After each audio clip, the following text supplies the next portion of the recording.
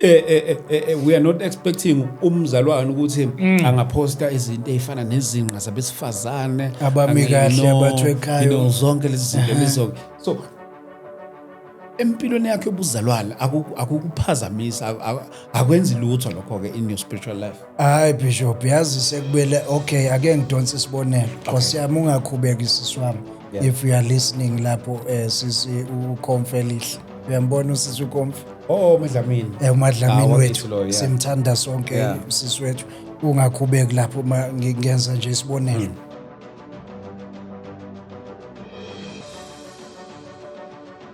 Ngibingelela bazalwane egameni lika Jesu uKristu waseNazaretha. Awu sibonga kakhulu bantwana benkosi. Thank you so much. Thank you so much. Thank you so much. Hey madoda. Namhlanje we are joined by iBishop Lam. iBishop Lam leli sinalo lapha namhlanje. Mhlambe ngale kokumusha isikhathi angithathe lithuba ngimamukele ngimbingelele Bishop Nephi.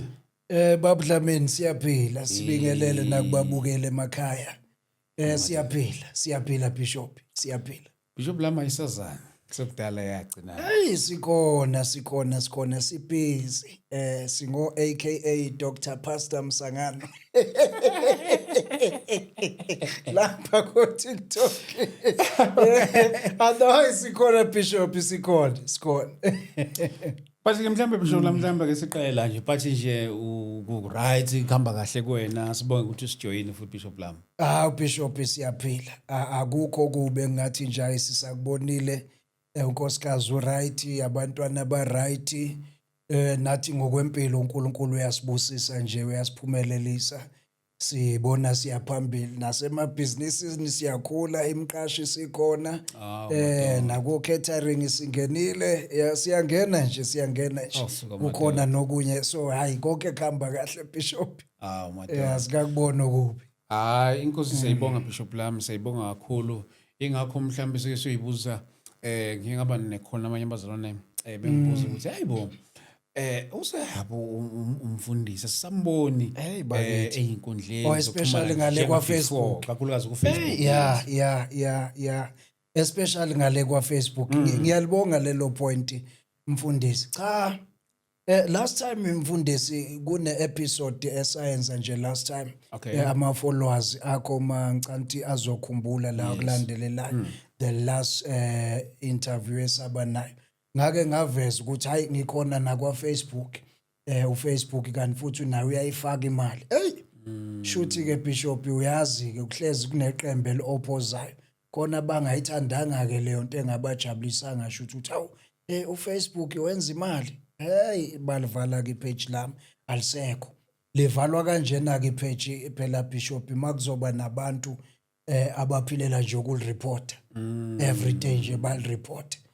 Ngabe sengithi ngiposte bobaba uzikhali beshumayela bobaba esibhizikali ngithi ngiyachecka ukuthi ivideo violate ngixake ukuthi ubaba uzikhali uviolate ngibathe ngiposta bobaba MS Mpungose ukuthi ivideo violate remove internet abobaba umboma ubaba usikhakhani baba umboma lapha eDurban ngibathe ngifaka ama video ukuthi uya violate nga realize ukuthi all right kambe nakwa social media phela zikhona izitha akukho lazi ngekho khona izitha so ilapho Bishop enga decide khona ukuthi mhlamba ke ngiyishintshe le content maybe labantu abangireportayo cause ngiyabona ukuthi bangabazalwane kodwa labazalwane bale yandoda yayithi uJesu athi le ngifuna nokulibiza igama layo ngabo ileyo vele ibona abantu ababehlezi bengilwisa lapha ake ngiyishintshe le content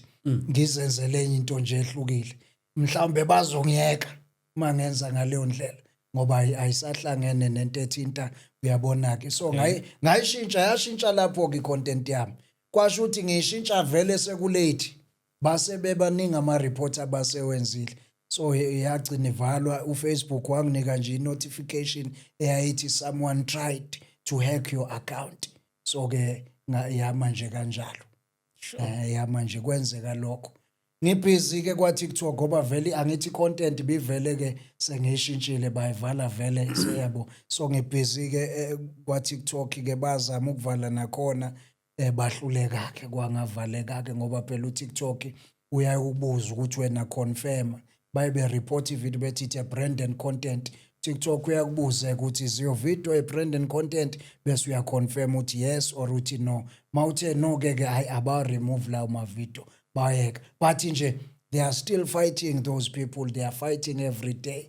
Uyazi ke Bishop ngeke ngiye kakhulu uyazi there's a lot eyenzeka baningi nje abantu ababe online ukuthi efuneka kudilwe nama content abo singabalo Ricky be church reality check nabo abaye kwakuthiwa funeka ivalwe content yabo ngoba babe questiona kakhulu le ndodo okuthiwa uJesu athi behlezi be question kube uTruth Defender naye waye ku list ukuthi ayivalwe kube uJohnson Macala kwa Facebook naye waye ku list kube uwenceke iThabani estimate nawe waku list yakubantu okufuneka nje athe kwama account abo ngoba abantu babebukeke ngathi baquestiona kakhulu le ndoda yayithi uJesu athi yabo kwasho ukuthi mina ke ngangihamba phambili ngicathi nganishaya amakhanda nonke ngoba kukhona isikhathi nje lapho kwakuthiwa hey asixolise sizohamba siyoboshwe inkantolo ngathi mina hey mina amaloya nginawo angixolisi ngiyimele lento engiyimele le ndoda yayingisukelile yakhuluma ngami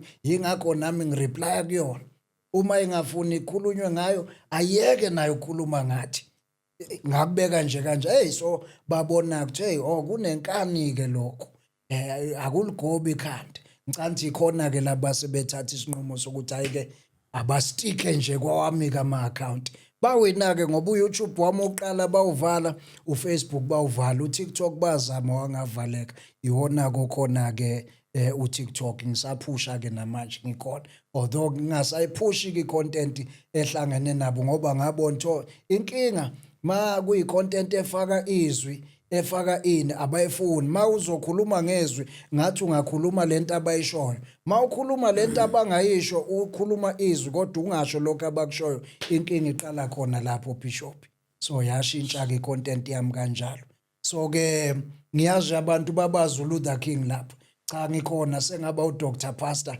Msangano uDr Pastor Msangano ke umfundisi oyisanganelayo ke vele nje makuthiwa umsangano kanti ulindeleni wena ngoba it's all about umsangano siyasangana ke lapha kwa TikTok laba bangifollowayo bayathi akusemsanganweni seyashintsha icontent mhlamba ke senze kanje Bishop lami yes ngoba usuze wayihinda kancane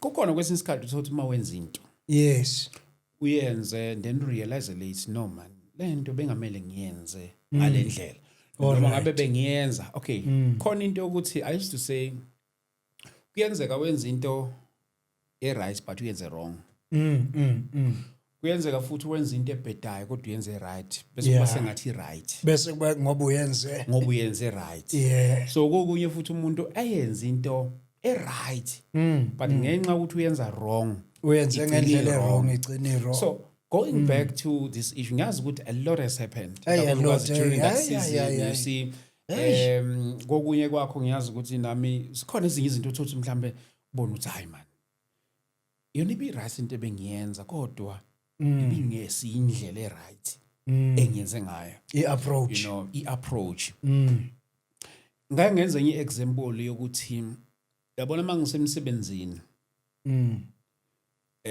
kuyenzeka wenze into eright but uyenza ngesikhathi esirong yeah so kugcine konke sekurong uma usemsebenzini usebenza iboss yakho lapha ikufica uthandaza ayinamsebenzi yeah wenza into eright kodwa you're on duty but uyenza ngesikhathi esirong endaweni yeah uzoxabana nawe ngoba wena udinga iproduction so wena wenza into eright but ngesikhathi esirong so I believe ukuthi a lot has happened senze izinto eziningi during isikhathi esithile zonke lezi zinto so ngifuna ukuthi si reflect back kuzona zonke lezi zinto ezenzeka ngalesi sikhathi do you think indlela ekwakwenzeka ngayo nendlela ekwakwenzeka ngayo yayi right kodwa Bishop yayingekho right yayingekho right esayidini lami yayingekho futhi esayidini lakhe ngingakubeka nje kanjalo ngoba yayingekho right. Yabona nje in reality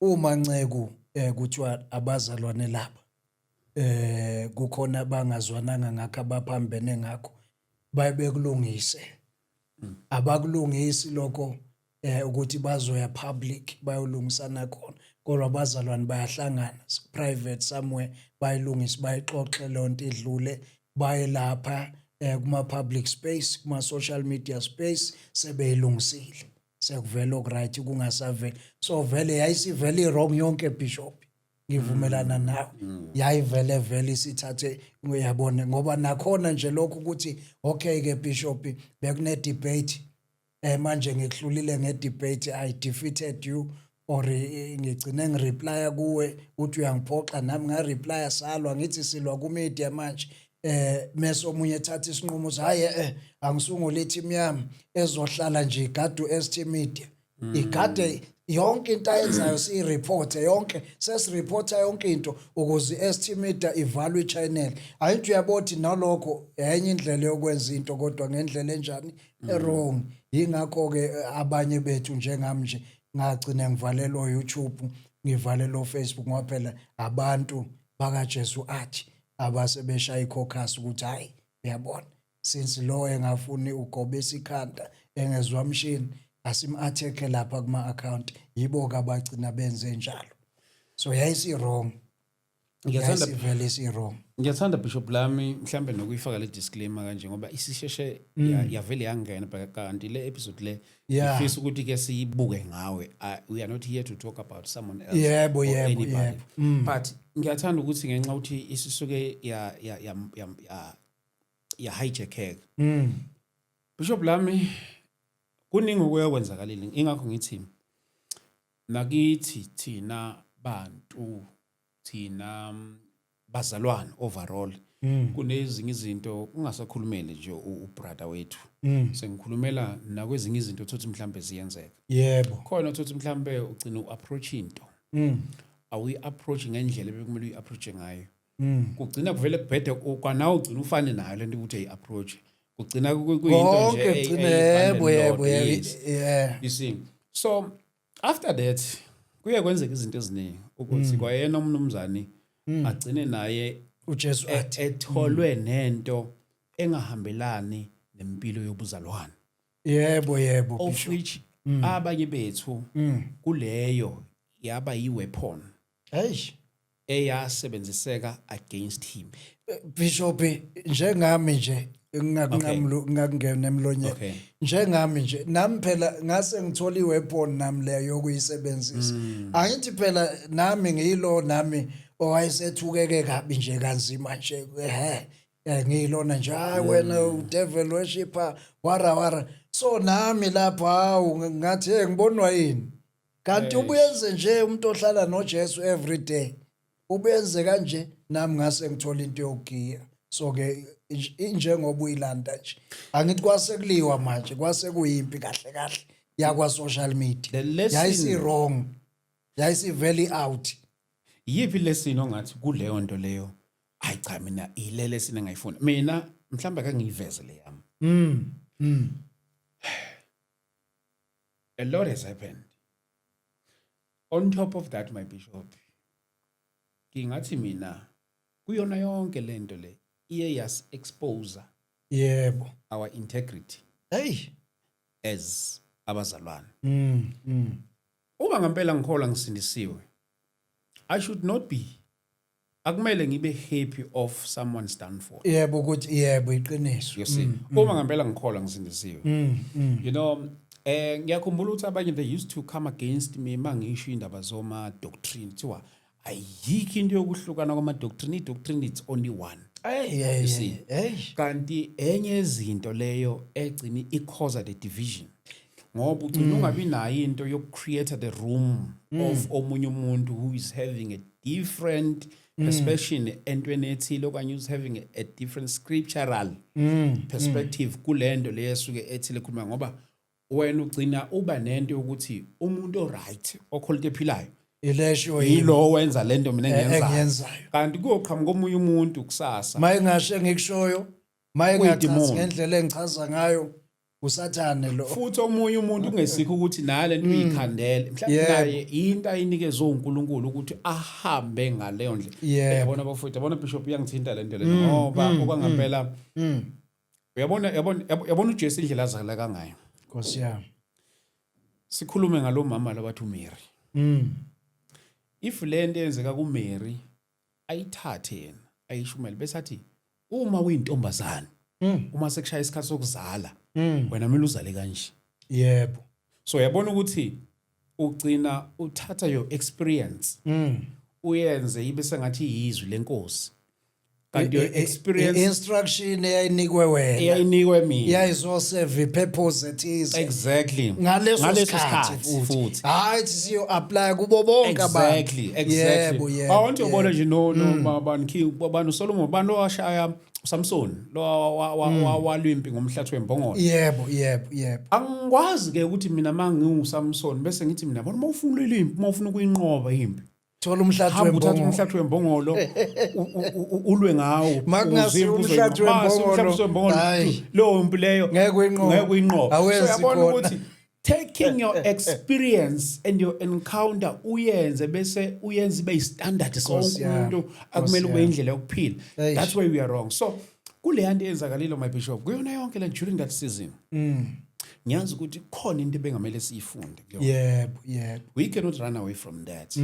But i-expose i-integrity yethu as abazalwane. Iqiniso. Ngiyazi ukuthi kokunye noma abanye uthothi mhlambe bayicinga idownfall kodwa bayitholi kodwa if bayithola kwabanye bethu babeyojabula abanye. Njoba abanye bethu bajabula ngokutholakala downfall kukamnumzane wethu. Exactly. So the conversation it is not about him bengithi asidlule lapho ngoba iBishop lami ukulahleka kwa Facebook wakhe kuyamthinta uphathelene kuphathelene ungena kanjalo lapho. Exactly. So manje Bishop lami asingene kule but before singene kule Bishop lami hey madodoti yabona Bishop lami yangilukuzana le nto lena. Bishop lami ngitshela ukuthi mina hey madodoti kuzona zonke izikhathi Bishop lami ake siutshaleni umusa ake siutshaleni umusa Bishop lami. Ngiyakuzwa Bishop. There shall be a time in a season whereby uzobe usuphila ungasekho emandleni bekade ukuwona. Yebo. Kanti ngenxa ukuthi ukwazile ukutshala umusa ngesikhathi usenamandla kungathi wena during isikhathi la unamandla khona wena ube nento yokubulala ibridge lomusa. Yebo. Kanti siyokufica isikhathi la Ozodinga umusa. Ozodinga umusa. Lo musa. Lo musa obungawutshala ebantwini abakwazi ukukunikeza wona ngenxa ukuthi wena ubungawutshala lo musa loyo. Iqiniso. So let us plant mercy bafowethu. Let us plant mercy wherever you are. Mawuzizwe semandleni understand nabantu abahlelwe ngamandla ngaleso sikhathi because there shall be your time whereby now uzoza ungenawo amandla. Ngesikhathi ungenawo amandla bayokuthwala labo bokade uplant mercy kubona. So plant mercy wherever you are. Noma uyazizwa ukuthi usemandleni okuyisizini whereby ungashaya wonke umuntu. Oh, the time is coming whereby you will be powerless and you will need those now uyodinga lo musa abazodinga lo musa. Kanti uma ukwazi ukutshala manje lo musa loyo uwona uzokwazi ukuvuna uma ngawena ungasenawo umusa ngaleso sikhathi. Bishop wona manje ngibishop manje ngiyapostola. Hayi. But Bishop lam let me just pray Bishop before singene kule ngxoxo yethu. Bekade sidlula nje kule before singene kule ngxoxo yethu ukuthi ngiqhamukapi ukuthi uqhamuka kutheni ngasabonakali kwa Facebook. Yebo. Baba wethu engcwele siyakubonga Jesu ngokusithanda kangaka. Siyabonga baba nami. Oh uNkulunkulu ukusinakekela ngalolu hlobo. Siyabonga Nkosi ukusivikela. Singamthola phi ke omunye uNkulunkulu onjengawe? Sisaphila kulesi sikhathi. uNkulunkulu ongcwele isikhathi zonke akusifanele lokwa sibe khona la kodwa umsa wakho lokusimisile njalo okuyiwona Nkosi okusilanda nasebubini bethu. Siyabonga baba. Siyathandaza ke Nkosi sithi-ke namanje namhlanje iba inkosi ukuba lo musa wakho Yeshua uNkulunkulu wethu HaMashiach. engcwele nalesandla somusa sibiza wakho wena masithwale njalo nakule ndawo egameni lika Jesu Yeshua Kristu waseNazaretha. HaMashiach. We give you the glory, Siyabonga. mercy, your God. Hey, Nkulunkulu mayibonakale njalo. We honor you and we love you. For that reason, O God, we give you all the glory. In Jesus' mighty name, O God, we pray. Amen. amen amen. Bishop Lam, once again, thank you so much. Oh, what a long introduction. Siyabonga Bishop. Siyabonga kakhulu. Besayihlinza nje Yeah, uthi besayihlinza. asabonakala ku Facebook kwenzakalani. Exactly. Yebo Bishop. But Bishop Lam, asingene kule. Sikubona ku TikTok usushintshe negama awusesiye uLuther King. uLuther King. Manje Pastor Dr. Pastor Msangano. And in the content yakho Bishop Lam isangene njengegama. ishintshile, you are totally different from the person that we know. Yes. You used to preach the gospel in simplicity at all the time on your platforms. Yes. Ujwayele ukukhuza izinto ezithile using scriptures. But now Fundisi kubona usukwazi ukuposta izinqa zabantu besifazane. Bakithi. You know, Inyasha ukwazi mfundisi. ukukhuluma ngocansi. You know, ukwazi kungesikho nje izinqa kuphela ukhulume nangazo. And go far as even saying ukuthi when uyazithanda izinqa. Yebo. Mfundisi wami awusize. Ilahleke makuthi ilahlekile.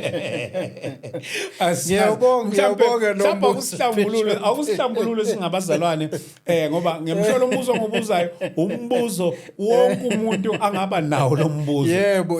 Wami especially kule group yabazalwane. Kule group yabazalwane. Exactly. Kule group yabazalwane. Exactly. Cha siyabonga mfundisi. Ake siqale ngokuthi konke kubuyela lapha kwe-intro. Yes sir. Le intro esiqale ngayo. Okay. Wonke umsuka walento ubuyela lapha kwe-intro. Kanjani na Bishop angikuveza ukuthi ukuvalwa kwa Facebook wami kwangilimaza. Ngalimala kakhulu, buka ukuthi ngalimala kanje ngoba ngizange ngiwuvule omunye. Angibange ngisawuvula ngavele nga give up nje ngawuye ku Facebook. Ngilinyazwa yini njalo lapha ku space sakwa social media. Umuntu osuke evule iplatform eyivulile lo createile wavula iaccount. Iplatform kusuke kungekabani ngeyakhe angithi. Yeah. Uma kungeyakhe kunento ebizwa ngecontent mfundisi, kuthiwa icontent. Kune content yezwi njengoba usho nje ukuthi bengivama ukwenza izwi ngivule lapha ngiquote amaverse athize ngikhuza izinto ezithize icontent naleyo ukuthi abantu igama elithi content angazi abanye balinterpreta kanjani baye bekuzwe mawuthi content bathathe ngathi angazi ukhuluma ngani kanti content kusuke into echaza nje ukuthi wenzani. Yes. Layo platform yakhe imayilana nani yini oyenzayo yini abantu abayinga expecta mabeza beyilandela leyo platform bazothola icontent le. So uma ke impact eyayenza lento yogejana gcine kunama debate kwa social media sesiyaphoselana uyo naye ku platform yakhe uyokhuluma ukuthi nami ku platform yakhe ngikhuluma ukuthi agcina omunye sezwela sekubhlungu bese omunye agcine esukuma neqembu ukuthi hayi ayivalwe iplatform yale ndoda ayivelwe ireport ukuzenzwe njalo ivalwe. Lento yenzeka kanjalo ukuze ngishintshe icontent ngigcine ngiuDr Pastor Msangano sengizenzela ke lamahlaya ngwenzayo nalezi izinqa ke ngiyipostayo icontent ehlangene nalokho kwakusuke khona lapho ngasuke mfundisi ngarealize ukuthi okay into kahle engifake ekhulumeni ile content ebengiyenza ngoba ngangiqale kahle ngale content. Le content ingilethela ama debate yangagcina ngokungilethela ama debate yangilethela abanye abazalwane abanjani futhi abanenzondo ukuthi ngoba sonke sikhuluma ngeBhayibheli kodwa sisho izinto ezingafani. So mawuphikisa laba besho kunye bagcine labo baphikisayo sekukhona abanjani abanenzondo, ugcina usungathi uyisitha kubo. Uyayibona indaba?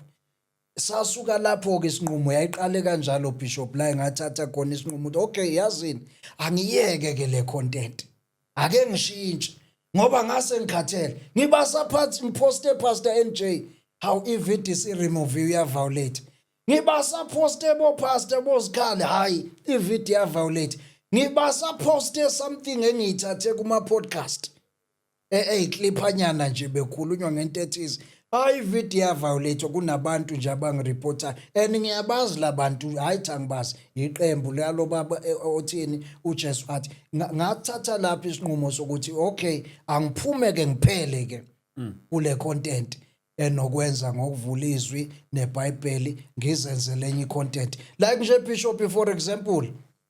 Lapha ku social media baningi abantu abenza icontent efana neyami, baningi kunosisi kunobhuti, baningi nje, there are a lot, akumina ngedwa baningi, and akho umuntu obahluphayo, akho umuntu oreporter ini amavideo abo ophilela ukwa reporter nje uthi oh nangu lo sisi uyathweka lapha wenza icontent yokuthweka, therefore asambe somreporter lo sisi ivalwe account yakhe. Yilami nengathatha khona isinqumo, hayi ke le content kangiyeke, le content yezwi nescripture nani angivele ngiyeke. Mhlasimbe mangiyekile sengiphumile kubo laba abantu, mhlambe bazongiyeka ukuloku bengilandelela bengireport. Yeza kanjalo Bishop, that's how it all came about ukuthi ngicine ngishintshe. So ngashintsha negama, angithi nje njoba ngithi uDr Pastor Msangano. Yes. Vele ulindeleni, ulindele upastor Sangena, ngithi ulindele upastor okhohlwakele, ulindele upastor othanda abantu besifazane, ulindele, uyabona nje, ulindele that type of a pastor. So it's part of the content ke sengiyenza, iyona content nje sengidile. Ingakho ngashintsha, ngaphuma kuyonke lento ukuze laba bantu bangiyeke, ngoba ngabo bawuvalele Facebook wami. Okay, angisale sengiqhubeka ke nale content, ngingabe ngisayithinta into ehlangene nabo. Angithi mhlambe babeze kimi bona bethi bazele izwi ukuthi ngoba phela bazi ukuthi izwi ukuthwala amaduku, izwi ukufaka idwaba, izwi ukungayigqoki izibuko njengoba ngiyigqokile, izwi ukungatrim, ukungakhathi, ilona izwi khona kholwa lokho. Ngathi angiyeke ke lento, ngivele ngiyeke ukuze ngiphume ekukhulumeni, ngiphume kuma debate, ngizenzele icontent enye ebheke eceleni esangene. Ngafika kanjalo kuleso sinqumo Bishop, ngafika nje kanjalo, ngalimala, kwangilimaza lento eyenzeka. But Bishop omunye, okay, uyinceke yenkosi umzalwane, but ngingumfundisi kwa social media. Ngingumfundisi, ngihlale ngibakhuza nabanye ukuthi uBrother Luther sewahamba, uLuther King sewahamba. Moyicheka le account, moyicheka le account ayikho into ethi Brother Luther, moyicheka le account yongena ayikho into ethi Luther King. Kukhona uDr Pastor Msangano, yabona, ngeke ngibatshele nabanye lapha bezayo, hawu mfundisi, cha ngumfundisi mina, nisendaweni wrong bakwethu, manje nizobheka umfundisi la khona umfundisi uPastor Msangano. Ngingumfundisi. But mfundisi wami, as umzalwane, yes ubusungaze ushintshe content, ungene kwi-content ethile engahambelani nokukholwa yini, because ekwenza uzwenze into kanjalo. I believe ukuthi mhlawumbe kuningi ngoba ungakwenza kodwa oku in line with ivangeli. Mfundisi, njengoba ngiyichaza nje Bishop, ngadinwa, ngacasuka, indlela le ngalimala ngayo, ngacasuka ngoba mina ngafika esinqumeni sokuthi kahle ngiyoze ngibe nezitha nje ezingamakholwa abangabazalwane, ngophela sekuyizitha lezo obathi usaposte entshumayelo, bareport intshumayelo ithi violate, ayithi amakholwa la abazalwane. Ilento engathi okay, ake ngihlukane ke nokwenza icontent efaka ini amakholwa, ukuze mhlambe ngizoba kanjani, ngizoba nepeace. ngoba as long ngisenza icontent efaka amakholo shothi abakazi ukungiyeka laba bantu bazoloku bengireportile ngase ngikhathele phela Bishop ngibase phethe mfundisi othize how say remove video ya violator ba remove uyabona le last episode esayenza Bishop la kune clip owayikhatha wayiposta kwi platform yakho I last episode esasiyenzile ngathatha the very same clip Bishop oyipostile ngayiposta kweyami platform ngangisenawo Facebook bayireporter ya remove wale clip manje ngiyachecka kwena ikhona ngase ngiyarealize izitha zami kahle kahle shothi abazalwane amakholo shothi isono sami lento yokuthi ngenza icontent yokholo ake ngiyeke ke le content yokholo ngizenzele icontent yabahedeni ukuze laba bazalwane bezohlukana nami bengabesangilwisa ngoba laba bavala iplatform yami nje abazalwane balephi iqembu uJesu athi ngase ngikhathele ngase ngacabanga ngafika egcineni yazini angihlukane necontent yamakholo ukuze ngibe nepeace angiyipostela umsangano ngoba mangiposta umsangano akekho umuntu engimlindele ongumzalwane ozofika athi manje hey hayi wena unamanga hayi suka unamanga usetshenziswa usathane udukisa ibandla usetshenziswa usathane ake ngiphume ngiphele kule content yokholo ngizenzele icontent enye efana nelabanye nako Instagram uyayifica ko Facebook ikona kwa TikTok ikona le content abantu bakhona balwiswa umuntu akekho umuntu oreport ama account abo angiphume ke kulamakholo ukuze ezongiyeka hey ngase ngifike egcineni Bishop ngacabanga angiyeke total angiyeke uyabona manje uma uyongena ngo Facebook bawuvala mawuyongena TikTok bake bazama bahluleka yabona ke mawuyongena manje kwa TikTok uzobona ukuthi ama-video akhona e-content yezwi nokholo ama-video amadala nakhona ngaze ngiwadelete ngawayeka ngamabomu ngoba it was not my initial plan ukuthi i-content ngiyogcina ngiyishintsha kodwa lento eyenzeka laba bantu bakaJesu athi babehlalela ukureporta ama-account ami baze bavala yagcina ingiforce ukuthi hayi ake ngiphume kwi-content yabazalwane ngizenzele enye i-content mhlawumbe ngizoke ngikhona ukuphefumula beza ukusibanga isicefe bazongiyeka ngoba phela manje angimlindele umuntu ozofika lapha athi awu izinqa ufunani yena eyinqene ngumzalwane angithi senza icontent yezinqa lapha ubekwa yini yena eyinqene shothi ukhohlwakele naye uyapi yena uzoyibukelana izinqa ngoba le icontent yabantu abathanda izinqa yibe ngiba expectile lapha ngoba abanankinga nayo lo sebonakalisa ukuthi unenkinga ufunani lapha bakhona inabantu Bishop esibafosayo sibaforce ngenkani ukuthi hey landelani le account ifolloweni or ibukana ama video ale account ngoba umuntu ubuka ama video ngechoice yakhe uzayo commenta nje ichoice yakhe usuke engaphoqiwe uma umuntu ebona hey okay le account yenza le content enje ngiyithandi le content wonke umuntu unelungelo lokuthi enze njani eyiblock leyo account ingaveli kuye uma befollower unfollow ukuze angabe sayibona manje ngangibalekela into enjalo nje ake ngibaxosheke labantu ngiposte lento abangayifuni ukuze bezophuma bephele kimi bephume bethi nya surprisingly basekhona basasele abaphilela nje ukureport bakureportela ngisho ukuthi uyahleka usebenzisa ama emoji angithi uyakhumbula ukuthi nama emoji isono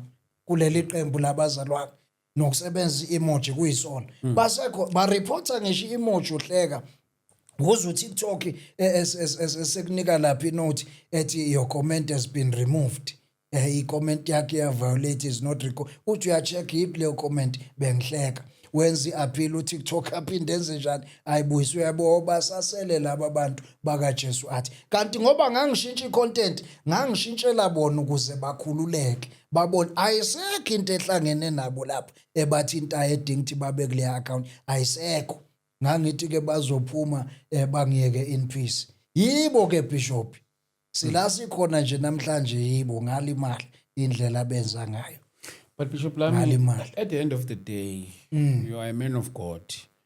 Umzalwane kukhona konke lokho. Yeah. But manje uyihlukanisa kanjani le ukuthi we are not expecting umzalwane ukuthi angaposta izinto ezifana nezinqa zabesifazane abami kahle abathwe ekhaya zonke lezi zinto lezo. So empilweni yakhe yobuzalwane akukuphazamisa akwenzi lutho lokho ke in your spiritual life. Hayi Bishop, yazi sekubele okay, ake ngidonse isibonelo. Nkosi yami ungakhubeki sisi wami. If you are listening lapho sisi uKomfelihle. Uyambona usisi uKomfi? Oh, Madlamini. Umadlamini wethu. Simthanda sonke sisi wethu. Ungakhubeki lapho ngingenza nje isibonelo. Uyabona usisi Madlamini. Angithi umhlengikazi by profession. Yes. Uyinesi angithi by profession. As much as simazi ukuthi uyakholwa usindisiwe, kodwa lapha ubuye akhulume ngezinto nje njengani nje njengepenis, angikubeke kanjalo. Ucansi uyakhuluma ngalezo zinto. Kune video nje lapha ayithi khona omama funeke babuye baba massage baba massage ini ipenis balipotopotose. Ukubeka nje kanjalo. Kodwa siyamaza ngithi umzalwane usindisiwe, kodwa uyakhuluma naye ngalezi zinto. Sengathi ke mhlawumbe ke njengoba ekhuluma nje kanjalo, mhlawumbe sekufuneke uKomfelihle simkhande ngamatshe ukuthi hey wena Komfelihle awukwazi ukuthi wabesimame efuneka bapotopotoze ipipi. How do you say that njengomzalwane? Ukusho kanjani lo ngophela ukusho naye efundisa.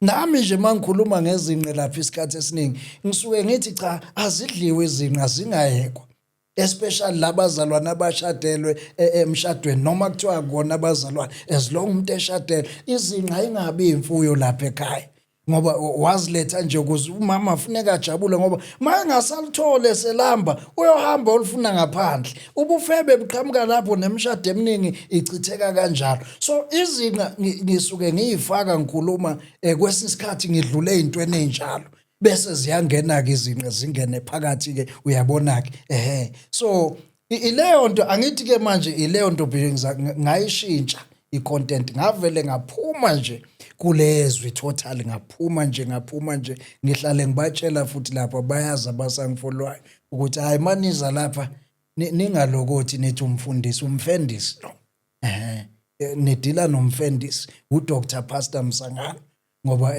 abefundisi bangempela ngeke ubathole, ubathola beshumayela izwi bevule mina ngumfundisi lapha kwa social media ngumfundisi. Uyabona manje noma ngayibuyisa nje iFacebook ngize mhlambe ngiqale phansi ngiyovulenye ngeke ngisayenza le content yezwe, ngoba ngabona okay into yangiqhatha ile content kuze kusuka ama debate ngize ngiyidalela abantu abangizondayo kwakuyile content angiyekeke, noma sengavula ama platform ngeke ngisayenza le content, sengiyoqhubeka nje la ekusanganeni. Umuntu ofuna uman of God usohlangana naye in reality njoba hlangana nje usiyombona kuman of God, ambone kephi nasesontweni, kodwa lapha social media cha angiyena uman of God, ngupastor Msangana. Ngene kwi-account yakho la ngumfundisi ukulokuzana namanye ama videos ngene kwi-account yakho njengamanje, kodwa before that mhlawumbe ke ngikuphendule kuleya eka conf bengidlula nje nakhona ngeze sibonelo ukuthi ziyangena ezinye izinto ziyangena. Yes. Ngiyamazi ke vele ushonela kithi. Bekade nginayo nje lapha bekade sisenze enye episode lapha. Uyayithi mayikhuluma kokunye ngase ngihamba ngifaka uti and bamjaja naye, bamjaja. Ngike ngabona nje esithishe enye comment ephendula ngayo leya video yakhe yokupotopotozwa kwepipi, kukhona sebemjaja abazalwane. Ngeke ngabona naye ekhubekile lapha reply kwabanye, ngoba hey bayahlupha. Mina ngadecide ukuphuma kwi-content yabazalwane yizi izinto ezifana nalezo nceko, into ekanjalo. Ngabona hey le content izongibangela istress, ake labantu ngibakhulule ngiyeke i-content yabo ngizenzele yami eseceleni ukuze bangiyeke nabo. Mhlambe mangiyeke i-content yabo nabo bazongiyeka, ngizoke ngithola ukuphefumula, bayeke nokungimonasela, bambe vala ama-account ami, mhlambe boyeka yonke leyo nto ngoba sengenza i-content ehlukile, ayisabathinti bona. Ishintshe kanjalo nje, ishintshe kanjalo. Angibuyele kule nto yakhe yezinqa Bishop. Yezinqa ngumuntu wesilisa naturally. Umuntu wesilisa ngokwendalo. You see. Noma sengikholwa. you cannot take away into yokuthi ngumuntu wesilisa. Indoda, You see, ukuthi iqiniso. ngiyindoda. Uma kungadlula umuntu wesifazane la engaqokile. I think nabantu bazongivumela not unless lento yokukholwa i-act. Mina ngikhuluma ngomuntu mina bazongivumela abantu ngempela abangabazalwane. You see. So as umuntu wesilisa kudlule mhlawumbe umuntu wesifazane aqoke otherwise okanye mhlawumbe ke sizona kid mhlawumbe we that way. As much as ngikholwa ukukholwa kwasusa ama feelings. Akwa remove Bishop. See, Iyasebenza imizwa. not unless lento yokukholwa i-act. Noma mhlawumbe unenkinga lapha ke uphazamisekile. Exactly. So my point is here Bishop Lami. Hey, waze wangikhumbuza ubunye ubufakazi kudala sasimafakaza sithi nginsizwa ngitswi noma ngangena eshaweni nomuntu esifazane akuthi ndiki yakhulula lo ufakazi ubunjalo khona insizwe ezayifakaza kanjalo kudala. I think but sokhuluma ngayo ngelinye ilanga amaphutha lawo esinokuwenza wayisisangena ensindisweni. Yebo Kube Bishop. ngathi mawususindisiwe ngathi insindiso icima imizwa. Ngathi yayibulala ife ingasasebenzi. Noma ufakaze kanjalo mina nginsizwa ntswi noma ungangivalela nomuntu wesifazane akwenze uma sikhuluma ngalento bengeke siyishumayele into ukuthi contact with discipline. Yebo.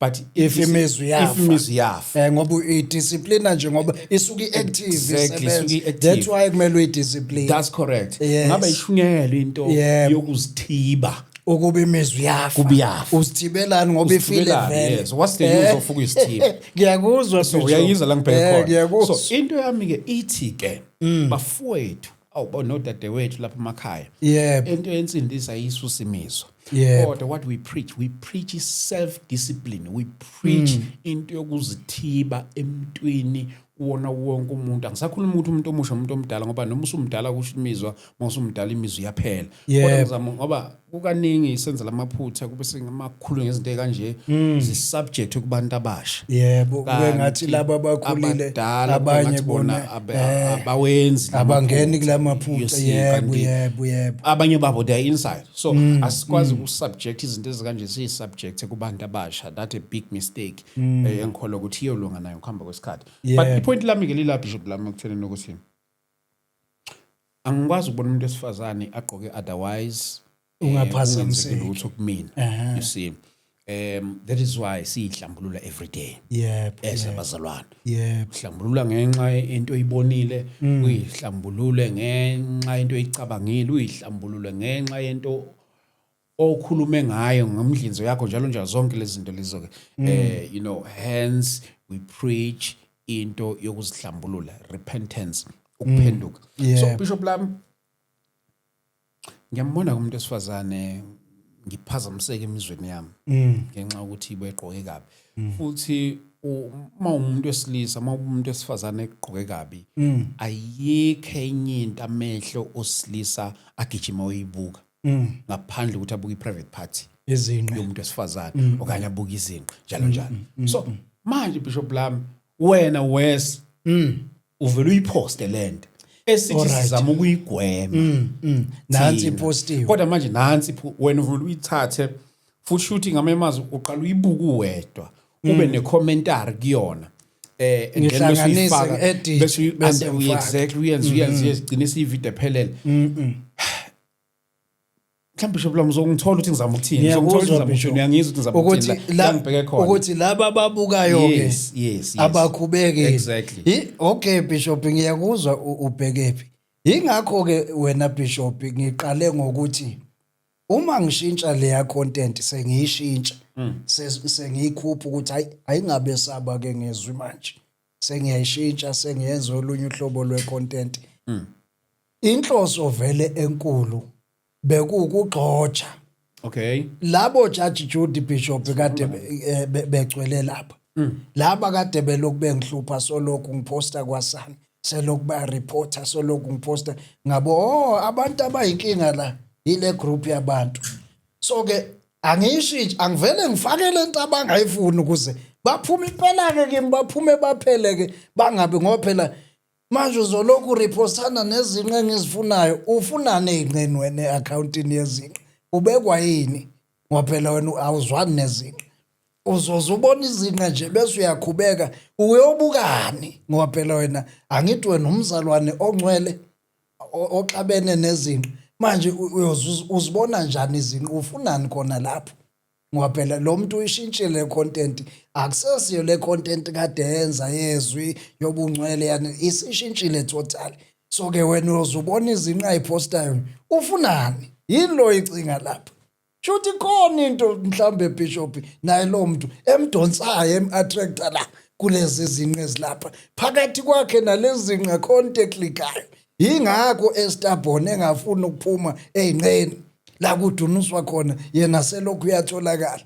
angithi ifana nje nalento Bishop umzalwane uvela uhambe uyongena lapha eklabhini la kunosisi abadunisayo ufika ucomplain lapha eklabhini ucomplain hey hayi kuyadunuswa lapha hey baze bahambase hey baveze izinqe ngaphandle uyaphi wena emdunusweni ngoba wena ubelong lapho kuduniswa khona ubekwa yini wena uzobona izinqe basendaweni yabo nje kufuneke badunuse angithi indawo yabo vele yokudunisa wena kuyapi lapho njengomzalwane sengibuyele ekuthenini Bishop nayo le content yezinqa njengoba ngisho the fact ukuthi nje ngize ngikhona ukuthi ngiyiposte ivele ingoba ivele nalapha kwa Facebook ikhona iningi bayenza Facebook uyayiphasisa unankinga nayo nalapha kwa Instagram ikhona le content bayenza baningi uyayiphasa nalapha kwa TikTok ikhona ngoba nabo labo sise ngisuke ngibapostile lapha kwa TikTok bezinqa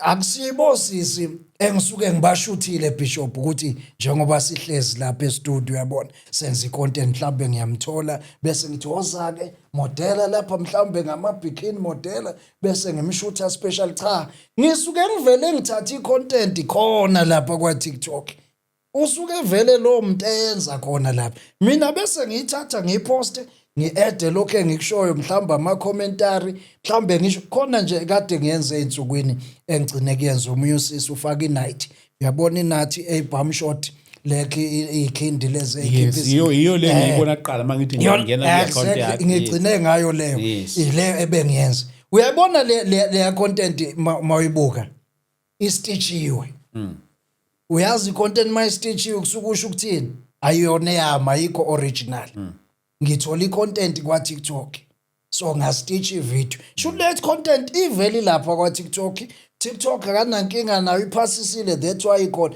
ngayistitch mangistitcha ngibe mina sengixoxe sami story ukuthi hey kwakunosisi wayevela hambe nje kanje ngale bhamshot le niyibonayo wayigqoka nje kanje wayevela ngene nje eroomini athi uyothatha something efridge ngikhona ngingathandani naye adlule nje sengiyabuza ke lapha ukuthi manicabanga inhloso yalosisi kwakuyini wayefuna ngimshele yini ehamba phambi kwami eveza izinqe ngaphandle njengalosisi kuba izinto ezikanjalo ke isikhathi esiningi angithi uyabona kuba izinto ezikanjalo vele lento ngoba ngiyenza ngamabomu ngiyazi umzalwane ongcwele oJudge Judy ongazwani nokutrima ongazwani nezibuko yonke into kuye isono vele ngeke amelane nalezi zinto obvious same time mayibona lezi zinto uzokwenza njani uzongiblock yilokho vele ngikufunayo ukuze nami Nkosi yami ibuye ifreedom ngikhululeke sengikhathele wonke ama-account amahlale reportwa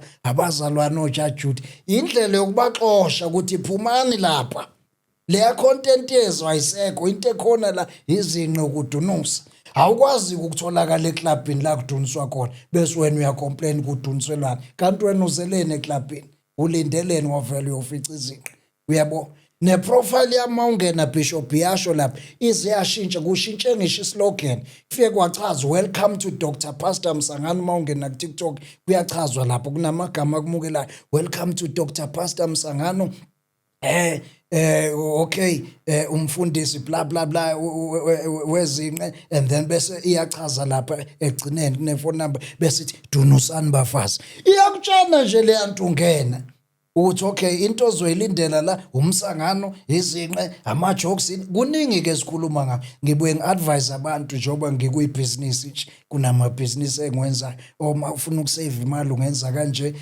if you want to better your life bese kubuye kuba izinqa-ke siyiphose-ke there and there ziningi-ke izinqa uzoyithola vele it's about that so-ke angi-understand mina umzalwane ongena eklabhini la azikhona kuyadunuswa bese complaina ngezinqa yena ufunani endaweni yezinqa phela indawo yabo kumele badunuse kufana-ke nomzalwane othi ufuna ukuhlala kuleya account ngenkani angaphumi angangibhlokhi angangi-unfollow ahlale kodwa bese lokhu ecomplaina ukuthi uposta izinqe yena uhlaleleni ngoba kukubo kwazi izinqe lapha vele yona into edliwayo kulalwa ngayo kuvukwa ngayo izinqe ikhona kudla kwakhona into enjalo Bishop.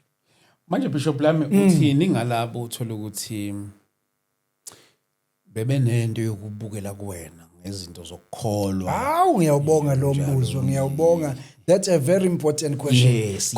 Khona nje usisi khona usisi nje Bishop wangi approacha futhi bengisanda kubuya ku TikTok ngoba bake bazama ukungivala bona laba abazalwane baka Jeswathi nganyamalala isikhashana TikTok ungisaspendile ngabuya ke mangibuya ila ngibuye khona ngingasayenzi ngenhlobo icontent ehlangene nezwi nani sengiyistikhele nje kule msangano yami engiyenzayo weza kumusisi wenza futhi okuhle ngoba akenzanga njengabaningi wangithatha nje inamba yami ngoba ikhona sakhuluma ngale ku inbox sakhuluma nasefonini yasho ukuthi hayi bengilandelela ama-video ezinifa ama-sermons lawa intshumayelo imfundiso nama-debate ke kade sinokwenza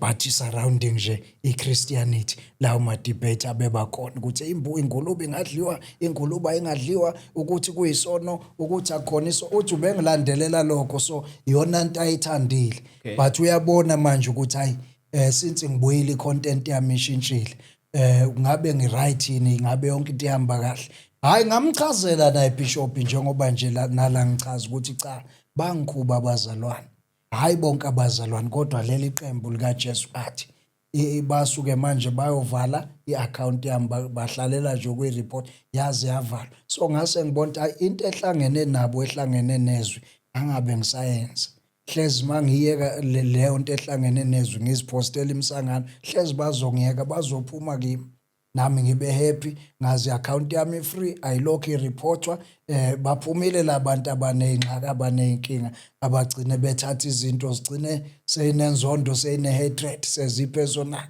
ukuthi akuvalwe i-account uba nje u-ST mhlawumbe ubukeka ngathi u-ST umelene nale ndoda ethi uJesu athi hayi u-ST asim-unfollowe i-account ka-ST le channel ayivele ivalwe awucabangi uma isivalwa le channel yakho kulimala abantu abangaki kade beyithanda bangaki abalimalayo nabaluzayo ngenxa nje ukuthi kunegroup yabantu ethi ngoba wena awuvumelani noJesu athi sekumele ivalwe so ngabo angiyeke le content yiyo shuthi le engifake inkingeni angivele ngiphume ngamchazela naye khona weza kimi ngamcha icontent yami ishintshile sishintshile isizathu kube yileso so ngeke usangibona ngenza icontent yezwe or ngivula izwi ngithi cha ngikuyekile ngenxa lezo izathu so kukuweke if ufuna ukuhlala you can remain there if kodwa ubona ukuthi hayi ngeke umelane kungaphezulu kwakho hayi unga-unfollowa nje kahle ngokuthula yena ayikho inkinga angithi uyabona-ke eish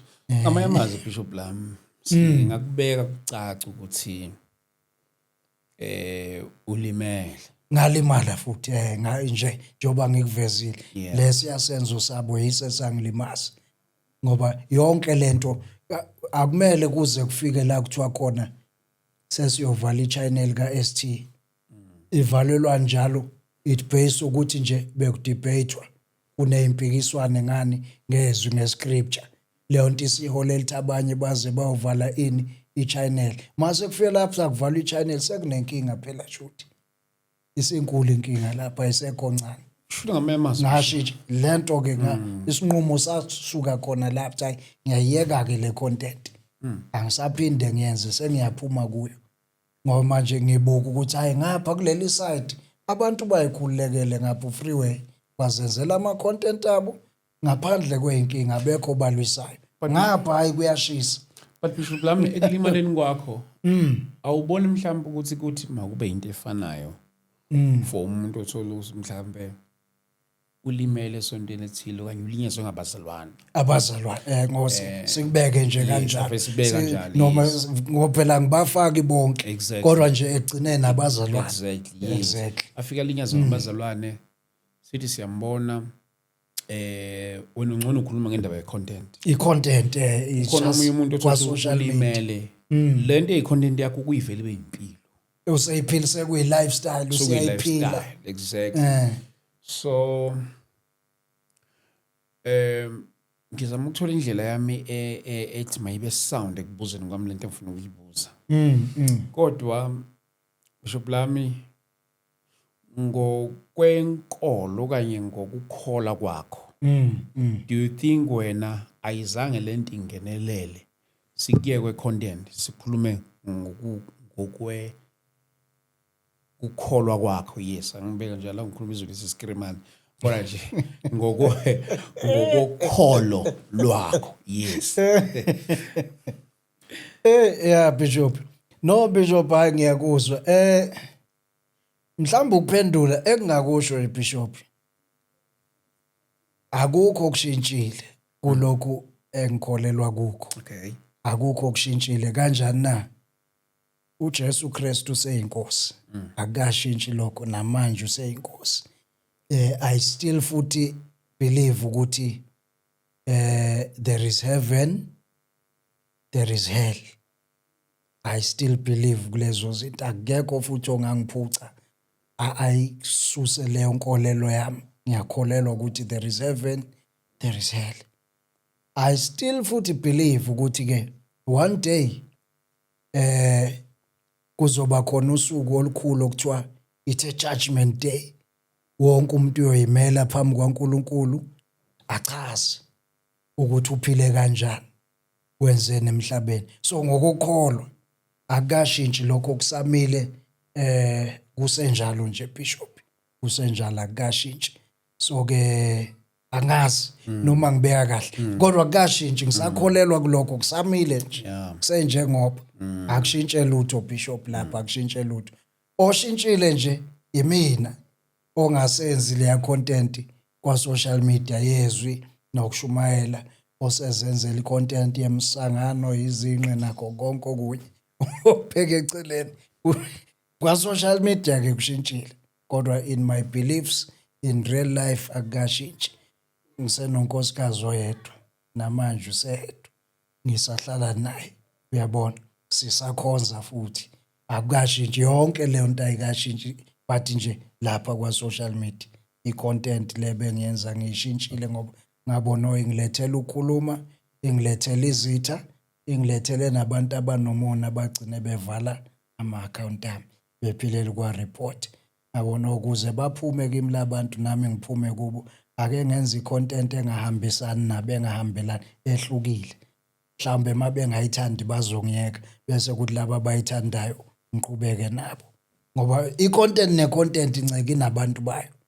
Khona abahlezi bezoyithanda noma ngabe wenza iphi content inabo abantu abayithandayo engabaniki inkingi. So ngathi angiqhubeke kushintshe lapho nje ileyo nto eshintshile. Ingakho ngiyabatshela lapha kwa social media cha nenza iphutha ngumfundisi mina ngiyena umfundisi.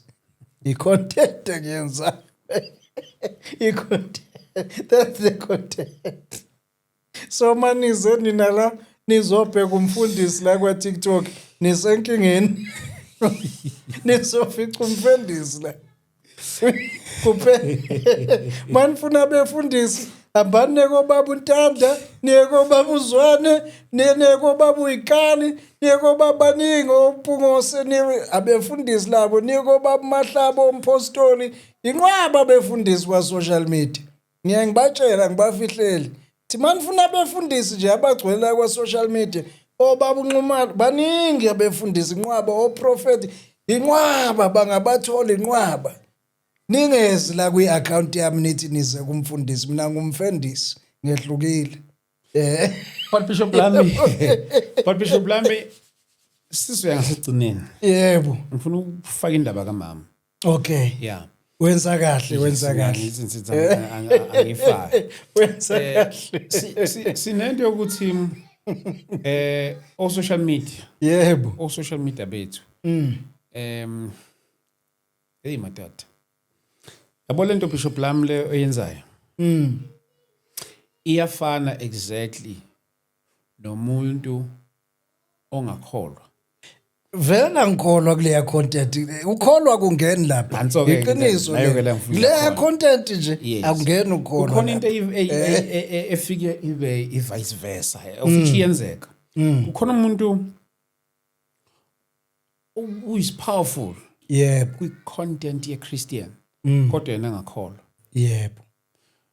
Same nama gospel artist. Because umuntu uyacula igospel kodwa. And hey abantu bayabusiseka umculo wakhe. Exactly. Kodwa nje akabelieve nakuleyo nto. Futhi akanendaba. Yena wenza imali, is just making money. Kube khona omunye umuntu eyimpilo lento. Yeah. Yeah. Akayiculi nje. Exactly. Uyayiphila. It's part of it. It's part of it. Kube khona umuntu owenza content yamaKristu. Yebo. Ongesikho ukuthi wenza ngoba kuyi content. Ulento uyayidemonstrate impilo. Ekuye. Umzalwane. But manje njengoba ngisho ukuthi I content yakho before. Kungesikho ukuthi bikade I content. Kuwe besithatha ngokuthi I demonstration of impilo oyiphilayo vele. So immediately masishintsha thina amanye abantu zi-interpreta ukuthi shuthi kushintsha impilo. Yes, ngoba i-social media it-demonstrata lento oyiyona. Uyile lo. Definitely uyile vele. Exactly. Njengoba ngisho nje kube khona abanye abantu uthothi akakholwa kodwa uyenza i-content yamaKristu. Akakholwa kodwa uyenza i-content yamaKristu. Njalo njalo. So kushintsha yonke into ke manje. No Bishop ngiyawubonga lo mbuzo, ngiyawubonga. Ingakho ngisho ngithi hayi abantu kufuneke ba-understand eqala igama elithi content ukuthi sivele makuthiwa i-content sikhuluma ngani, uyabona. Vele i-content kuyenzeka omunye uyayiphila le content njengoba kade uchaza. Omunye akayiphili le content, just content it ends there kwa social media. It's not in real life. Njengokuthini nje lapha kwa social media ngumfundisi weyifebe. Islogan sami sithi dunisani bafasi, ngithi makudunuswe, iyona into engiyenzayo lapha. Kodwa lapha endlini in real life ayikho yonke leyo nto lapha endlini. Sengisho in real life nginonkosikazi wedwa engamchitheli, akho ntombi engimbhanqa naye. Ingakho kwayena Bishop, kwayena engangixwayi engenankinga mangisangana. Lama video sometimes ngiwenza ngihlezi naye. Ngiyakhuluma mhlawumbe ubusy lapha ekitchen nga something. Ukhona njoba ngiposta ngikhuluma ngisho lento engiyishoyo. Kulula kuye ngoba uphila nami, uhlala nami. Uyabo. So uyazi uyena understanda kancane cha lento ayenzeki in real life. Vele lona uhlanya lwakhe uyazi naye. Uhlanya lwami vele yayisanganela. Kade waqala ukuhlanya. Uyabo ukuthi uyathanda ukuhlanyela lapha kulezi zinto zo social media ayisanganele khona. Kodwa akho bantu abayebefike lapha kuthiwa hey beze kwaNkosi bashaya iqulu, beze lapha kuLuther King labantu bashaya iqulu nampa bazodunusa. Ayikho into enjalo in real life ayenzeki. Into nje lapha iphela khona lapha. Uyayibona indaba. So kulula ke uyabona ukuthi ke if my wife supports me, she supports me, I've got her support, then what is there to shake me ngoba phela okuyena umuntu ongabe unenkinga, okuyena umuntu ongabe hey ngiyakhubeka, okuyena umuntu ngabe hey ngiyalwa, uyena lo muntu, that person is the one okungabe kufuneka ngempela. So yena mayengenankinga understand hayi ngiyamazi umuntu wami unje in real life. Wonke lo umsangano walapha kwa social media usuke idlalela kuyadlala. So yini ofuna ngiwarishe ngayo Bishop? Ngaphela uyabona lo muntu okuyena oclose akanankinga wa-understand ukuthi kuqhubekani. Yabona akanankinga. Ngeke futhi acomplain hayi le ndoda iyangijitela akaze nangelilodwa ilanga ngeke hey ngake ngambambe echithile ayikho leyo nto or kunamakhola angenayo la hey ngike ngibona ama message efoni ayikho yonke leyo nto uyazi ayikayenzeki so she's at peace so why worry myself ke ngoba phela mina ngiyazi into yalapha umuntu mayefuna umfundisi bishop nakhona hayi umuntu mhlambe ozongilinga khona umuntu ukuthi ngempela uthunywe uNkulunkulu kuwe ngandlela thizeni mhlawumbe uNkulunkulu omdirectile hayi hamba ku-ST u-ST uzokunceda mayefuna umfundisi umuntu useyomthola ke in real life useyoza kimi ke manje in person hayi kwa social media cha ngumfundisi ayoninceko ungayidlala izinto akuyena inceko ungabona upost ivideo yenciko lapho uZoom yes hey bishop uyaphi lapho bishop uyaphi lapho manje bishop ngeke bishop yasumsindo bazosu yasumsindo la video akazi ususa kodwa sengisho ukuliphatha le igama lenceko ngoba no it's not prominent no it's not about him it's not about him yeke indaba yenceko so point la yayi-actor kodwa ngiyabona ubhekephi yavele actor exactly so ngifuna ukubuza la into ngingayidlala leya role ngayidlala leya scene kahle kakhulu bishop ingavinjwa yini anginako yasho nceko inceko leya kodwa yabonakala ngoba phela yayi-actor lapho kwase kufuneke le nceko manje siyikhande ngamatshe ukuthi hey kanti yayenza isono in real life in yafeba ngoba kwaku-actor lokho now umbuzo wami nobhekwa futhi no I'm not against what he did jalo you know wonke umuntu unendlela yakhe yokwenza izinto so ipoint lami libheke la sibe nama choices yebo you see khona umuntu nje othothile into yokuactor yena nje akayithandi ngisho akayiphiwe you see but manje inceke yavela lapha na ilala umuntu wesifazane leyo clipanyana leyo clip officials yabonakala einkundleni zokuxhumana here's my point ungayidlala na iscene yokuthandana nomunye umuntu wesilisa because into eseceleni leyo ke cha ngingayinqaba why not there ngakho angithi phela bishop njengoba uthi sinama choices wonke umuntu unama choices sekungena khona nalapho sekungena ichoice ukuthi nami nginama choices ukuthi this part ukhona umfundisi this part ngeke ngiyenze ngingayidlala yabo le role yenceko nje ledwibuza ngingangijima kodwa hayi le role yokuthi ngibonakale ubulilo obufana nami leyo role ayingeke why not because angithi uyakwazi ukwenza content upost izinto ukuthi le engiyenzayo yezinqe vele mina nezinqe siyinto eyodwa yabo vele ngeke sahlukaniswe yabo vele into engiyithandayo even angithi in real life vele nangumkami nje ngishadelo ngangashadelelwani ngingayithandi izinqe ngakho ngoba ngangiyithanda kodwa manje lobulilo ofana nobami cha leyo even in real life yabo angihambisani nayo so ngeke ngivume futhi ukubonala ngiyoyidlala leyo role ama choice kubuyela kule nto yama choice we still choose ukuthi lokho hayi lokho ngiyathanda ke sivale kanje mfundisi wami yebo bishop ke sivale kanje lenkulumo yethu kubuyela nje emuva kancane mentionile indaba zokulimala kwakho and stuff okwazi kwangeza ngatshintsha nje yonke lento ye content so ngithanda ke singene I mean ke sivale ngalolu hlobo namba abazalwane mhlobo khona nabanye basibuka lapha nizobabona kuma comment hey bazwe futhi nje ngivelelwe bazokhwela badilike yini lo ungafisa ukuyisho kunaba abazalwane basibuka lamakhaya yipi le message ongafisa ukuyidlulisa kubona namhlanje ngingathi nje salvation is personal okay ngicabanga yona into ebaluleke kakhulu ukudlula yonke into salvation is personal sindiso mawusindiswa usindiswa wena. Usindisela ukuthi wena usinde futhi ekubhujisweni kwaphakade bani wena. Hayi ozalwa nabo, hayi ipeso ingawe.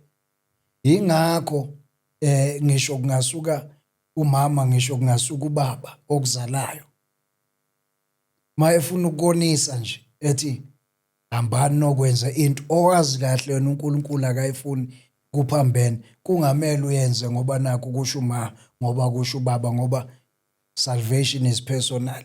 Ekugcineni ngeke uthi uNkulunkulu hayi kwasho ubaba ukuthi angenzi, ngase ngimhlonipha ngoba nakho umama uyangizala, bese uNkulunkulu exolela hawo uhlonipha umzali. Hayi-ke, hayi kulungile, ngena ekuphileni okuphakade, nakho ukuphila okwakho. Ngeke asho njalo.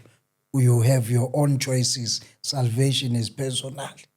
Ngingasho kanjalo. So umuntu ohleli lapha ekhaya nje olalele lapha ensindisweni, iy'nqumo oyithathayo zithathe ngoba kungezakho, zisuka kuwe, uyithathela wena ngoba nakusasa uma uNkulunkulu ekubuza umi phambi kwakhe uyokubuza ngezinto ozenzile wena. Ngeke uphike ngomunye umuntu hayi nami ngenza ngoba ngibona ubanenza noma kwakusho ubani. uNkulunkulu uyobuza into mina ngitheni, mina ngathini. Uyayibona indaba? Kungabi inkomba nkombane kaAdam noEva. Hawudlile na, hayi umkami udlile nami ngase ngadle. Cha, salvation is personal. Nama differences no enigma. Yebo. Agcine eba very intense. Yebo. Mhlawumbe ikhona into ongafisa ukuyisho. Let's say naye wahlangana nale video you know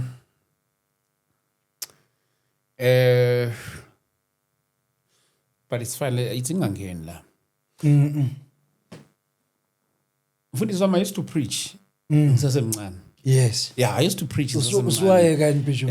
Angiyekanga. All right. But ipoint lami lila ekuthenini ukuthi yeah, izinto angijwayele ukuyishumayela ngalesa sikhathi angisasishumayeli manje. ukhulile phela Bishop. Yeah, uyayibona into. You see.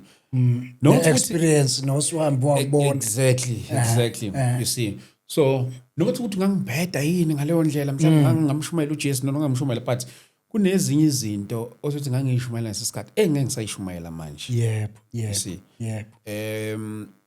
Kunezinye inqumo, kunezinye indlela zokwenza izinto othothi wawuzenza ngaleso sikhathi kodwa ngeke usasiphinda. Yeah, Bishop. Manje.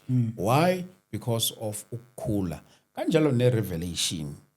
I-revelation iyakhula. Yeah. The revelation kaNkulunkulu kumuntu ayihlali ndawonye. I-revelation ayikho steady. I-revelation iyakhula. You see, ngiyakhumbula nje ngiye ngenze enye ipost ku Facebook ngikhuluma indaba kaBaba NJ the late. Ngithi mina noma uNJ ngabe usaphila. Kodwa the truth of the matter ngaba akasamove the way I move ngakhona. I believe ukuthi manje ngabe usuyisenior, uyahlala njena uprovide ama ideas ngendlela mhlawumbe angaprovide ngayo, not ukuthi athasashumayela at all, but angasamove the way he used to move ngakhona. Why? Because isikhathi nesikhathi uNkulunkulu uvusa umuntu for isizini ethile. So uNkulunkulu wayikhumbulile ination yase South Africa ngubaba uNJ for that particular time. So manje we live from generations to generations. Into eyayishunyelwa ngesikhathi zobaba uBhengu. Ngishathi abavuka emathuneni manje bashumayela kule generation. Nginento ukuthi bangaba irrelevant. Not ngoba mhlawumbe umlayezo wabo bad, kodwa uNkulunkulu usuka umuntu emvuse kuleso sizukulwane ngaleso sikhathi. So i-message yesikhathi. So ipoint lami ke Bishop lami lithi kunezinto engangishumayela engasayishumayela okanye ngeke ngisayishumayela noma ezinye zazi hayi ukuthi mhlawumbe ngeke ngisayishumayela. Ungayishumayela kodwa ngeke uyishumayele the way owayishumayela ngakhona. Because why? I-revelation yakhulu usuma yishumayela kwenye dimension manje. Going back ile la nangu ubaba uEnigma lapho yasibuka uJesu athi uJesu athi yahlupha lenceba. Hayi Bishop ngenza ngamabomu ngoba uyabona nangale kule platform yami ke le abangayivalanga abangulwisayo nayo bafuna ukuyivala noma ngingasakhuluma into ehlangene nabo. Nakhona ayikho nje ngeke ufice into mhlambe ngimention igama lakhe or angiyifuni into ingakho ngakhetha ngayishintsha ngayiyeka necontent ukuthi angiyi-avoid nje at all cost. Yeah. Into ezongenza ukuthi ngiyithole yabo ngoba ngabona sho lo muntu akekho right. Yes. Ma yena bekubiza igama lakho wena wawusumphendula naphendulana kwagcine kwacaca ukuthi umdefeatile yena usebese reactor ngeindlela tabona ukuthi ke i-account yakhe ayivalwe. Yabona ukuthi ngoba Bishop think about it. Nami benginayo leyo capability ukuthi nami bengayenza the same thing nami ngimobilize yami group nithi hambani nimreporte naye. Nami bengakwenza lokho benginayo yonke power but ngoba ngikho njalo into if ibe debate it must end there bekuyi debate akuphele kanjalo. If besiphikisana akuphele kanjalo akungapheli ngoba usekhona omunye manje usekumele avalelwe i-channel yakhe noma i-account sekuyini manje leyo. Ilento yangicasula ke ngashintsha necontent yayisuke nje khona lapho. So ke angazi Bishop ubuyapi nalo kaJesu athi. Ngibuya la ekuthenini ukuthi let's nangu manje. Uhlangana nale episode. Singabantu sikhula every day. Yeah, singabantu sikhula every day. The moment ubona isidingo sokungasakhulu uqala ukuba ingozi kuwena. Yebo. Yeah, uqala ukuba ingozi kuwena. Uma umuntu ukhula every day, you learn from others. So let's say nangu Bishop Lami uya okay sithi nje nangu la endlini. What is it that you'd like to say if ikhona into ongayisho kuyena? Bishop ngingathi mhlambe kungamele ngizwe kuye mangathi wakhona isituation enjalo. Yes. Mhlambe sengingakhetha ukuthula. Ngimamelene ukuthi yena mayiqala evula umlomo nje. But wena ayikho into engaqala kuwena. Yeah, ayikho engaqala kimi. Mhlambe ngathula ngizwe yena mayevula umlomo nje angathini ngoba I understand it was strictly I debate. Nakhona futhi okwakungekho right vele. Ugcine uyithola in sort of a debate regarding the word of God. Okwakungekho. But it was strictly a debate. Naye ngale kwi-channel yakhe ayokhuluma sho something abiza amagama ethu nathi futhi nalabo esasinabo nathi siye kwawethu ama-channel sibiza igama lakhe. Uyabo yagcina leyo nto i-escalator yagcina ifika la sekunomona khona sekuwumona phela ukuthi manje ngoba ngikuhlulile ngedebate manje sekumele ngivalelwe i-channel usuyovusa abantu entaku sekuwumona ke lo ayinto uyayibona leyo nto.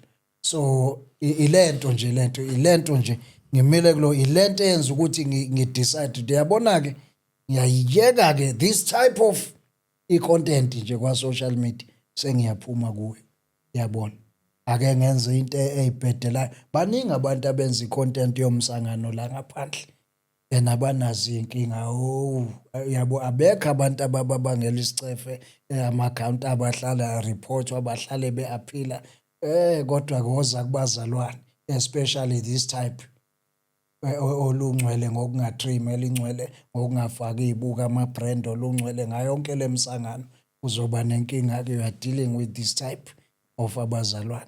Ilento engadecide ukuphuma Bishop. So ayikho into engayisho ngazithulela ngizwe yena uthini. Mina Bishop Lami ayikho. Ngiye ngaba ne-experience la khona. Okay, abanye babala abazalwane. Abanye babe bengithuka literally so. You see. Kade sithuka sonke and I was there. I know some of the comments personally. Exactly. Ama insult. I know them personally. isatanist angikholwa. Nami ngibuya You see, ayithi manje nje sengibapproveleke ipoint ukuthi hayi ke ngangikholwa ngempela ke. Ngifaka izinqa ke kwa social media ukuze babone ke hayi ngempela kakholwa ukuze baphume kimi. That's the aim. Angithi abadibani nezinqa baphume kimi ukuze nami ngibe right. Asurvive kahle ama account ami ngaphandle kwabo. Sengibajabulisa impela ke manje jabulisa bona. Ngiyabona ke sashilda kakhulu nangoke ikona ebengikufuna ke lokho kuze bangiyeke Bishop. Maybe they will leave me in peace ke emva kwalokho. Hayi ke niyambonile kayi sibojabula ke bangiyeke. yeah, but Bishop lami I think enye into engangihlezi ngisho kudala even nakubona. Ngangihlezi ngisho kudala namanje I keep on repeating the very same thing. Having someone onento ehlukile kuneyakho. Yebo. You see, never subject that person into ukuthi akakholwa. Abona abanye mhlambe you'll have to make time and study about Christianity. We have a lot of movements within the Christianity. A lot of movements ngaphansi kwale umbrella of Christianity. Exactly. And ama doctrine angafani under so called Christianity, charismatics, Pentecostal, reformers, a lot of, and wonke akekho othi ayi nami lento engikuyona ngiyitholi kahle. Yebo. Wonke umuntu okuleyo movement lethi unesho ukuthi ikhona right lokho yena ngezulwini lento exactly. Exactly. Unesho ikhona right ke lokho. You see, but the problem starts when umuntu eqhamuka nento othola ukuthi ayikho kulama movements lawo. Those ngeke sithi ke mhlambe uNkulunkulu angeke ayiveze na. We don't know. Uye waziyo uyena wazi imfihlo njalo zonke lezi zinto lezi. But bafowethu ngithanda ukuthi ke ngicacise nakule yokuthi kubona bonke abantu who misunderstood us. Who misunderstood us. uNkulunkulu makathela umusa. Kona wonke umuntu oyawacabanga ukuthi shithi kahle kahle asikholwa. Nathi sagcina sesimbona njengabantu abangakholwa kwanani. Nginento ethi uNkulunkulu bafowethu akathela umusa. Lokho kwangempela. Ngoba angifuni uqamba my Bishop. Yabona leya season isi exposile. Bishop akuphelile uzozwa wena Bishop uyinika isikhathi bawuqeda la. Mhlazana upostile this episode. Uyinika isikhathi ungene comment section uzobabona. But so mina Bishop ngikhuluma nabazalwane. Yebo. Ngikhuluma nabazalwane. Abazalwane uqobo. Bangempela. Abazalwane bangempela. Okungaba ukuthi our doctrines are not the same, but bangabazalwane. Ngikhuluma nabazalwane mina abakholwayo abasindisiwe. Okuba ukuthi bakhulele kwenye doctrine njengoba nami ngikhulele kwenye doctrine. You know, we cannot run away from that, but ikhona into othola ukuthi common kithi sonke. You see, so mina ngikhuluma nalabantu laba lento yensindiso abayi active. Mina ngikhuluma ngabazalwane mina uqobo kuba ukuthi as much as kukhona la esingavumelani khona. Exactly. Kodwa khona into esihlanganisayo. Futhi nala singavumelani khona ungasenzi sibe izitha. Yebo. Okuba ukuthi nje ngiyaunderstand nje ukuthi wena uyibona kanje. Mina nami ngiyibona kanje. Exactly. You see, khona abanye abantu you know but sokhuluma ngelilanga kulento yokubona izinto ungafani. Yebo. You see. So ikhuluma ngelinye ilanga. I think we'll have a discussion about that because yes Bishop lami kunomunye umuntu yamona uJesu uvela ngendlela ezihlukahlukene kanjalo. You see, when you start about him vele ingonyama vele iigli vela yini you know when you study about into ye kingship kaJesu. But Bishop lam kungashona ilanga but siyambonga uNkulunkulu ukuthi usaphila. Hey Nkosi yami, hayi sikhona Bishop. Exactly. Yeah, Hayi ngisekude kancane ukubuya mhlawumbe kule platform yakwa Facebook.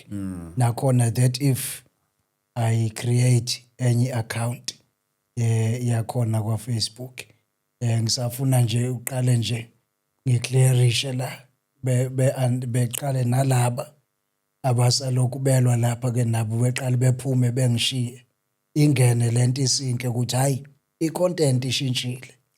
Mayisisinkile sengibona hayi ke angisenabo abantu abaloku bengihlupha bengiquestiona ngale content laba bangilwisayo ngale. Mangibona hayi seyishintshile, hayi sengizo expanda ke ngilula amaphiko ke ngibuye ngoFacebook omusha ke ozoqala ifoundation iqale nje ngezinqa sikhule siye phezulu. Sikhule siye phezulu Bishop.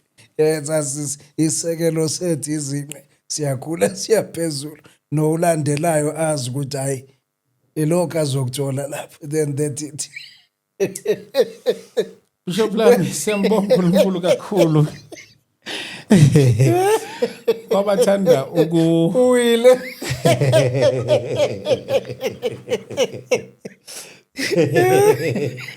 Uwile.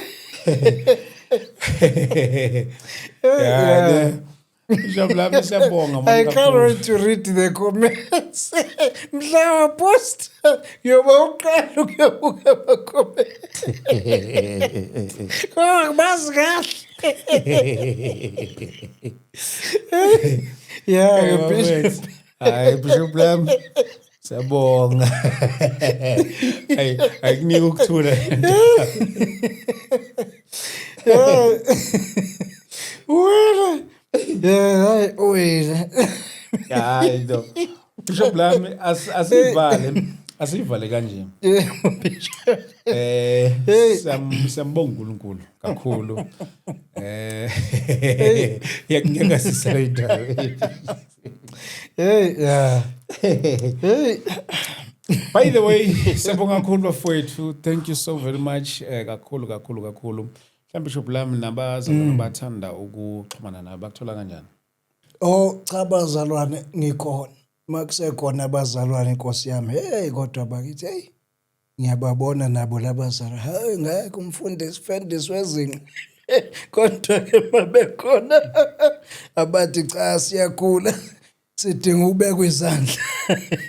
Sidinga utouch wakho Nceko. Mabekhona kulungile.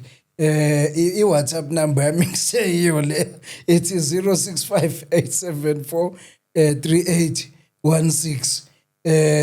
Kukuweke mangiwhatsappa noma ufone ukuthi uze kumfundisi as uLuther King umzalwane mhlawumbe uze khona usizo oludingayo mhlawumbe ufuna uadvisor somewhere i-counseling namanje ngisakwenza babhizi abazali baningi nje engibakhanselishayo or noma mhlawumbe kufuna nje umkhuleko othizeni kukuwena ke kodwa mawuze mhlawumbe ngoba usuka kwa TikTok uze ngo social media hayi ke i-content bafethu le yalapha kwa TikTok angikhulekela izinqa in real life. So ungezi ke mntana ngibeka izandla enqeni imfundisi cha kuphela lapha kwa TikTok it's just content.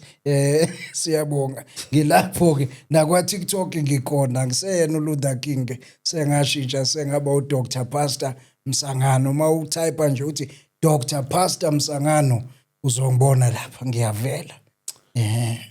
I want to read this thing for you, Bazalambam lapha emakhaya. Thank you so much. Yeah. There's this text that I wrote. Some of these things nginakucabanga nje ngazo ngibuke the life of a believer ukuthi umzalwane bakhumbula abanye amasuku esithandaza lapha ebusuku. Ngifuna ukunifundela only these two texts ala akhona lapha kuma notes wami. Into yami ke ithini? It's a true Christian seeks not only to know God's word but to live it. Yes. Okusho ukuthi umzalwane wangempela akakhuthaleli kuphela. Yizona lento leyo, hayi ukuthi akakhuthaleli ukufundisa. Akakhuthaleli kuphela ukufundisa kodwa nokuyiphila Nokuliphila. lento mfowethu. So in other words bafowethu masingabe nje ngabazalwane ngokwamazwi Yebo. kodwa masibe ngabazalwane nangokwempilo mfowethu. Because you know what, umhlaba ungeke elifunda iBhayibheli njengoba wena ulifunda Yebo. kodwa umhlaba uyofuna ukufunda iBhayibheli kuwena. Yebo. So live the life of a believer because wena ufunda iBhayibheli bese uyaliphila. Umhlaba udinga ukufunda kuwena ngokubona indlela yakho yokuphila.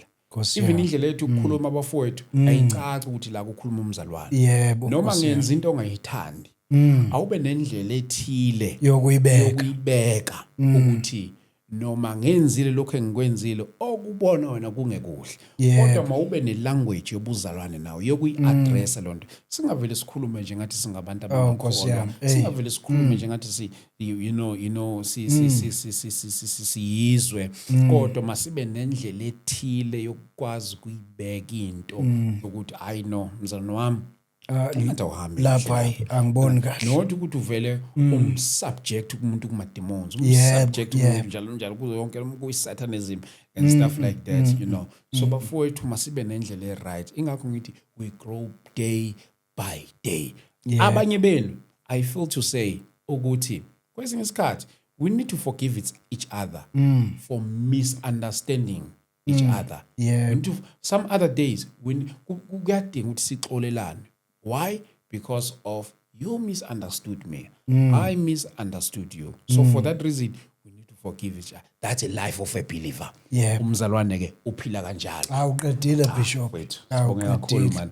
Thank you so much bazalwane bami. 0788417844. Ningakhohlwa ke siyahlangana laphana eSoweto eDlamini Multi-Purpose Hall ngomhla ka-31 October inkonzo yethu yokuvala unyaka.